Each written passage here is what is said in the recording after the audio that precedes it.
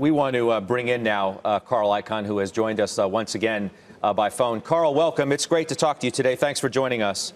Okay, Scott, good to talk to you. So I think you know why we wanted to have you on today, principally to talk about Herbalife and the fact that Bill Ackman has gotten out of that. But in light of the news that we're discussing as you join us today on these tariffs that are going to be introduced by the president next week on steel and aluminum, do we as investors need to be concerned about a trade war? Are you today? No, I'm not that concerned about a trade war, but I am somewhat, as I've said before, somewhat concerned about the overall market. I think there are a lot of variables that you have to worry about. But I've said it. I think I think guessing about the market is really a very difficult game. So I stick to what I know. I stick to the companies that I feel I'm pretty knowledgeable about. And but do you? Let me ask it this way then. Do you think the markets are going to be reacting more than maybe they have in the past directly to some of the stuff coming out of Washington, whether it is talk of trade wars, whether it is perceived or, as some have described, chaos out of the White House? How are you thinking about that directly as somebody who, look, knows the president? You had an informal advisory role in the past, and I'm just wondering, we are talking today about the possibility of a trade war. Well, yeah, first one knows the president. I do know him, but I've had, I'm busy with what I'm doing, and he's obviously extremely busy, so I haven't had much interaction with him at all in the last 4 or 5 months. However, being that said, I think the major thing you have to worry about or think about is creeping inflation in the core inflation. And if you have creeping inflation, I think you're going to have higher interest rates, which I think might be difficult to deal with for the market. Yeah, it's interesting. Paul Tudor Jones was giving an interview, Carl, within the last 24 hours to Goldman Sachs, in which he said on the idea of inflation, I think the recent tax cuts and spending increases are something we will all look back on and regret. What do you make of those comments from Paul Tudor Jones? I don't think you're going to look back on the tax cuts. I think the tax cuts, are positive, because I think the more money that you have outside of the spending ability of Washington is better. In other words, I don't believe in big government. I don't believe in government spending. My whole philosophy is entrepreneurship, where if you have a private company spending it, although I'm a critic of many private companies, there are still very many good ones. So I agree with the tax cut, but I do think that Paul Tudor Jones said, though, if you look back and you look at this economy, I think that a lot of things going on, for instance, in Wall Street, and I've said this before,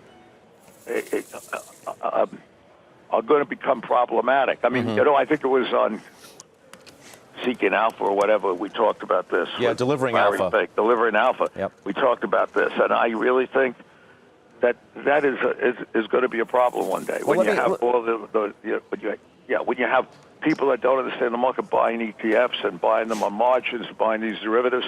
I mean, those are the problems that you have to focus on. I think it's very difficult to say if tomorrow, next week, next month, even next year, there's going to be an eruption. But I go to the simplistic but obvious things, which is if you have higher interest rates, there's going to be difficulty for a lot of even a lot of investment-grade bonds could have some problems. Bill Ackman throws in the towel after this 5+ year battle with you. What was your reaction yesterday when you found out the news of my report that Ackman was done? Yeah, well, I felt that Bill was going to get out. I even thought he'd get out sooner. I thought he basically lost the battle, a few months ago, and bought those puts, and so I wasn't that surprised. But as I say, I enjoy a good fight, especially when I win it, and I think the Herbalife management did an incredible job through this. It was a major distraction for Herbalife. I think Herbalife is a great company. It makes great product. I think simplistically, people, I made a lot of money over the years just looking at things real simply. I think Herbalife brings jobs to many people. The model brings jobs. It makes people entrepreneurs, which is really great for this country. This is how we built this country. And you have people that are basically out of work. It's the opposite of what Bill was saying. You have people out of work that actually will give it an opportunity to make money. You know, when I was 15 years old, when you didn't have to worry about working papers as much, this goes back a hell of a long way. For one summer, I was a full of brush man, and I loved it. They made me, I was a tall kid, so they made me a full of brush man. I was a good sales guy, and I was one of the best full of brush men. They tried to talk me into staying in full of brush and not going to college. And, of course, I wasn't going to do that. You know, I was very happy I got accepted at Princeton, which was very surprising to me. And I went on to college, but I remember those days. I remember the thrill of having your own business, and you do that at Herbalife. And Herbalife is unique in that it's hard to get into that business, the big barriers of entrance to it. And I really think that's, to me, a growth company. I look at that as a major growth company because I think it brings on a new channel of getting to the consumer. You know, with all this e-commerce putting out the retailers, you have that. And they built up, I have a big position in it, so I guess I have an agenda, but it's not going to help me if it goes up 2 points or down 2 points today as a result of it. But, the company really is great, and Bill Ackman just had the wrong idea on it. But he put up a hell of a great fight. He put up a good fight, and the good thing here is that now there is no further distraction, and you have. You know, I've been a critic of a lot of managements, but I say there's some very good managements. Right. And Herbalife has a very good management. You made what, $1 billion? Yeah, I'm on paper I made $1 billion. I haven't cashed it in, right. But you know. Well, that leads me to my next question. Will you cash it in? Well, you know, I just told you this, that I don't discuss positions, but what I'm going to do and how I'm going to trade them. You know, first of all, we have 13Ds out, and if I had made a decision like that, I probably would put it to a 13D. But I will tell you that I think it's a great company, and it's got a great future. And I've said that. I've said that when it was 30. I said it was 25. I said it was 35. I mean, I honestly, in a strange way, thank Bill because when he went in against it. What alerts me to stocks is when they go down, when they're in trouble and go down, and that alerted me to it. So I thank him for that, but he put up a real good fight, and and I really wish him well. I mean, it's not there's no personal animosity, I think, on either side, if you ask Bill. Have you spoken with Bill? Yeah, I did. He was kind enough, and I thought it was a classy thing. He called me up yesterday and congratulated me. Is that right? Yeah. What was the tenor of your conversation? Oh, just in general. You know, we just talked in general, and he complimented me, actually, and I told him, I complimented him. I said, you did a good fight, and, I love a good fight. And he said, yeah, it was really interesting, and you sort of, your strategies were great. And I said, yeah, Bill, and thank you for saying that. I mean, but I thought it was classy of him to do that. Right. And, so there's not a personal thing here. You know, I don't get into personal vendettas. I find it not profitable to do that. Yeah. It's always good to friendly. You know, instead of having an enemy, it's always better to have a friend. Could you ever imagine a day when you guys could invest together? Yeah, I could imagine it. I have no personal animosity against Bill. Look, when you get in the heat of a battle, you say things. But I will say he made it really difficult. And I want to just get back to this. He made it really difficult for the management team there. That's what he was doing, and they did a great job. I mean, Richard Goodis really ran this company greatly. Michael Johnson did a great job in fighting it. I mean, it really took a toll on him. John DeSimone, the CFO. I didn't get to meet many of the people there because I have people on the board. I'm not on the board myself, but I did meet them all. Have dinner with them a few times. Johnny Simone and Alan Hoffman. They all were really great in what they did. I can't say surprised, but I really respected how they continue to build that company up in the face of this adversity. And I think a lot of managements, I'm a major critic of a lot of companies, managements, and that's what I do. I buy companies when there's bad management. This was a bit of an exception. But there are great managements around, and this company has what I consider to be an A-rated management team. You like to say throughout this 5-year saga, when people sort of questioned how long your staying power was going to be, that you haven't sold a single share. I know you just said, obviously, there hasn't been a 13D file. There's been no filing. Is that still the case? Have you not sold a single share? Are you still sitting on the... Scott, I have not sold one single share of Herbalife. I've been buying it. We got, I think, 26% of the company. I have not sold one share of it. I think you in Herbalife might even have a small secular change in the way you're going to have retailing, and so I tell you, they have great barriers of entrance. In a strange way, the FTC might have even helped them in building those barriers because the FTC has put on certain restrictions on just how you have to report.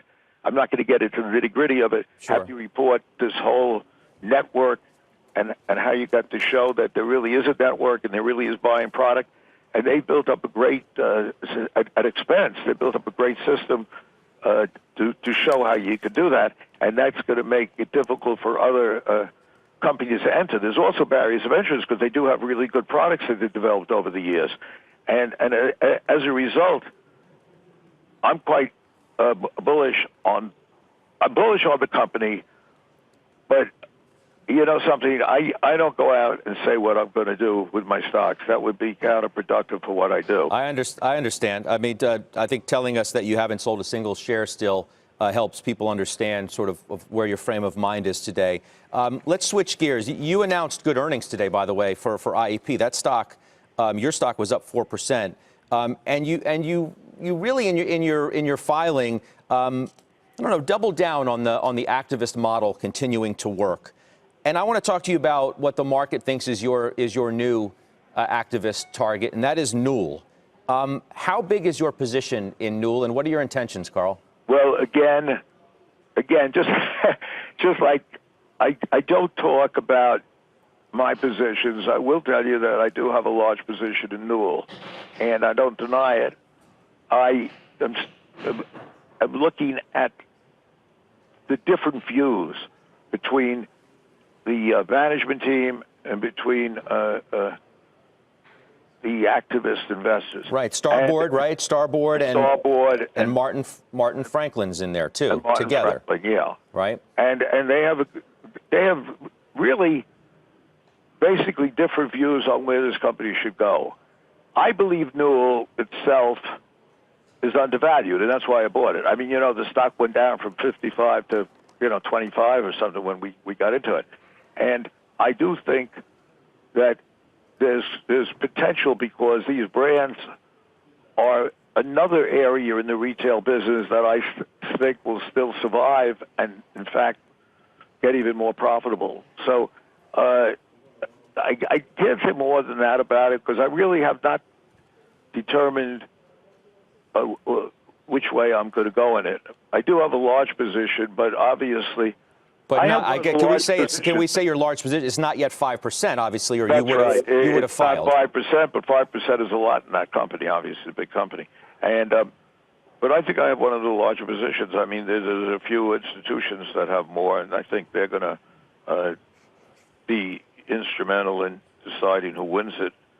I might have something to say about that, but does it make a difference to you that Starboard and Mr. Franklin are already waging a proxy fight against the company? They want the whole board out. They want the CEO out. and maybe it presaged anything that you had up your sleeve as well. How does that affect the way you think about what may happen? Well, I mean, I don't quite understand the question. Well, look, they came out public with a proxy fight already. I'm wondering how that influences how you think about what you might do next. Right? Normally, we would expect to see you lead the charge, perhaps, on a proxy fight. But now that you have another activist already rattling the cage, I'll tell you this much, which is not known. I was considering, talking to the company and possibly putting up a slate determined by whether or not I feel that the company's going the right direction. Obviously, the company went way down. It had bad guidance. The guidance was negative. And I was thinking about that, but then I realized that the night before the slate was due, I realized that that there was going to be another slate, and I figured, Martin Franklin's a well-known guy in this business, and he had the backing of Jeff Smith, who's a real smart guy, and I saw that, and then, and I do think that the management team have followers also, and I said, what the heck am I doing here? I'm going to be the third horse in a three-horse race, and so I just decided, why should I get into it? I was only going to get into it if I felt that, and I might have got into it or not got into it, determining by what I thought the management was going to do. But I tell you this, that I have talked to Mike Polk a bit, and he has some, I think, very interesting views about the future of the company, and he basically is a capable guy, I think. So I think it's going to be a tight race, and I think I have to decide which way I'm going to go. But I do think the company is undervalued. Put it that way. Obviously, I think. Right. That. Well, we'll certainly pay attention to it. Look, I want to wrap things up. We've bled into the next hour, and they're gracious enough to have us do that. Let me wrap it up this way, Carl. The Dow is now down 270 points, and maybe some of that has to do with worries of a trade war, among a whole host of other issues. As I said at the top of our interview, you were with us a few days before the market bottomed and then bounced. Do you think we're going to go back and retest the lows now? And what do you make of the speed at which stocks were able to come back? Yeah, no, it's very interesting. It's fascinating that happened. I study the market a lot, obviously, because we have these huge positions. I would tell you that I do not really think, and especially at this time, I don't say this facetiously, that anybody really knows which way this market's going to go on a short-term basis. I really think there are too many variables. There are too many things that could happen either way at this moment. And so you sort of have I think you have to have a hedged position. I mean, for somebody that's got a major positions. But to come out and say, I'm sort of amazed I'm amazed at some of these guys I listen to that are so definite. It's going to go up or it's going to go down. They're so damn definite.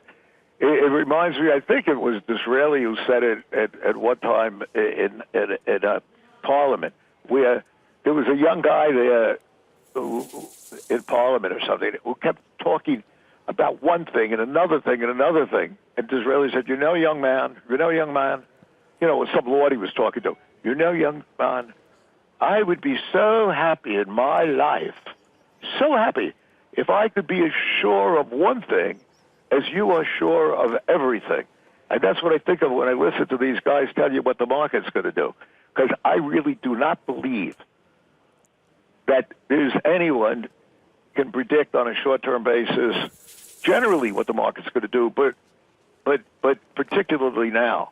But I do think that the model, the activist model, is still one of the best models there is. We practiced it for 18 years, and as you see, and I'm proud to say that our annualized return, if you bought our stock, IEP, 18 years ago when we got into this activism thing, I did it before the 18 years ago, but in IEP, you made a return of 15% a year annualized. You had some up years and some bad years, but basically you just kept it. You made 15% annualized if you invested the dividends you got.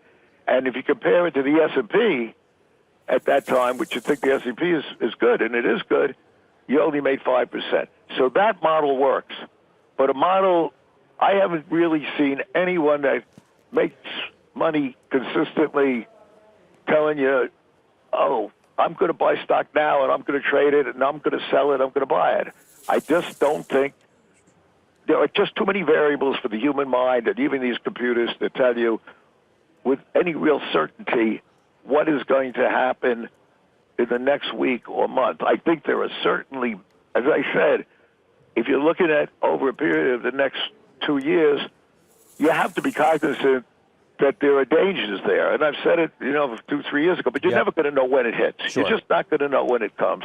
So to predict that, I go back to the model I know best, which is activism. I think of many companies in this country. Look, I just listed Donald Trump, and I respect what he says, and I certainly respect Wilbur Ross and all that. But, one of the problems with our companies, our productivity, I keep saying, in many companies, is poor management and poor boards, and the boards don't hold companies accountable. And the difference really is, and I've shown it, that over the 18 years, we take companies, we nurture them, we work with them. If the CEO is great, we love him.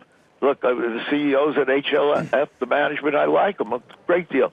But if they're not producing, you make them accountable, and that's what life should be, and that's what it is in a private company. And therefore, that model, I believe, it works. And I say over years, if you do that model, you'll make money. But if you start predicting the market, it's like going to Vegas with you and telling you ought to pay me because the farmer's wife just shot 5 sevens, and I'll tell you what she's going to do. And you laugh at me, right? You say, I'm not going to pay you to tell me what dice she's going to throw. And it's very close to that in the market. I mean, obviously, you study it, and I read about it, so maybe I have a bit of an edge in predicting the market, but not enough of an edge. Do you ever take a look at steel or aluminum stocks, those sort of industrial stocks? Well, I do. Yeah, I've looked at them. In fact, many years ago, we had a large position and we're activists in U.S. Steel way back. That goes way back to the 80s. But yeah, I mean, we look at it. I'm not going to criticize U.S. Steel. I don't know enough about it, and I do think. Look, I think Donald Trump has done some real good things. Some things maybe I disagree with him on, but he's done some real good things. And this whole business with the tariffs and saying we got to save these companies, I think there is some real truth in that. On the other hand, I think with all companies, a lot of companies in this country, you should look at the managements, and some are great managements.